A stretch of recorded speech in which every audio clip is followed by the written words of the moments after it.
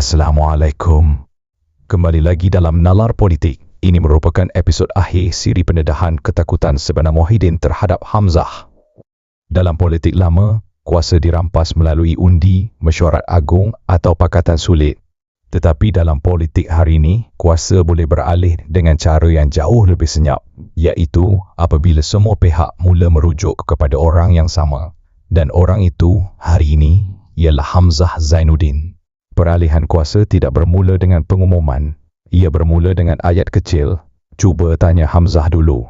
Apabila ahli parlimen merujuk Hamzah sebelum presiden, rakan gabungan juga mula menunggu isyarat dari Hamzah. Media pula anggap Hamzah sebagai suara PN. Itu bermakna secara psikologi, kuasa telah beralih arah. Sungguh pun Muhyiddin masih presiden, tetapi autoriti beliau tidak lagi eksklusif. Dan bagi seorang pemimpin, kehilangan eksklusiviti ialah permulaan kejatuhannya. Dan ini yang sedang berlaku ke atas Muhyiddin.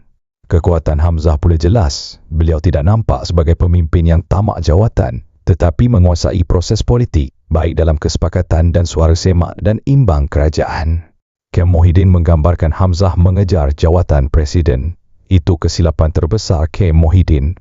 Sebaliknya, Hamzah menguasai proses membuat keputusan, aliran maklumat dan koordinasi politik harian. Realiti ini dilihat tanpa perlu membuat kenyataan menyerang Muhyiddin, sekaligus meletakkan Hamzah dalam kedudukan yang kukuh. Dalam politik, orang yang kuasai proses tidak perlu menjerit, tidak perlu guna perlembagaan dan tidak perlu memaksa sesiapa. Bagi orang ini, kuasa datang kepadanya secara semula jadi. Ini yang berlaku pada Hamzah.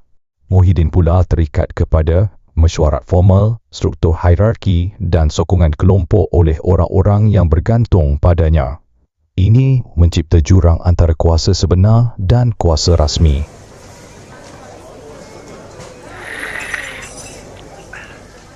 Loophole fatal Muhyiddin ialah beliau bertindak menyingkirkan Hamzah dengan harapan kuasanya kekal. Ini juga salah faham yang sangat kritikal oleh Muhyiddin.